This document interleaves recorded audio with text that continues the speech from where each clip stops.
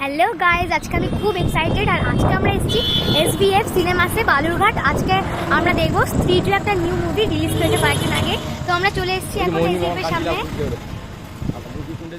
Hello everyone, আমি সীতার। আজকে চলে এসেছি আর একটা নতুন মিনি ব্লগ নিয়ে। হ্যাঁ, সেদিন ছিল 15 সেপ্টেম্বর। আমরা গেছিলাম স্ত্রী টু দেখতে। সেদিনের আগের ব্লগে আমি কিন্তু বলেছিলাম যে বিকেলবেলা আমরা স্ত্রী টু দেখতে যাব। সেই প্ল্যান অনুযায়ী আমরা কিন্তু গেছিলাম, বাট তোমাদের সঙ্গে ব্লগটা একদমই শেয়ার করা হয়নি। আর তার মাঝখানে আমার হাফ ইয়ারলি এক্সামও চলে এসেছিলো, তাই তো আরোই লেট হয়ে গেছে ব্লগটা শেয়ার করতে। তো ফাইনালি এবারে আমরা ঢুকে গেছিলাম SVF সিনেমাসে।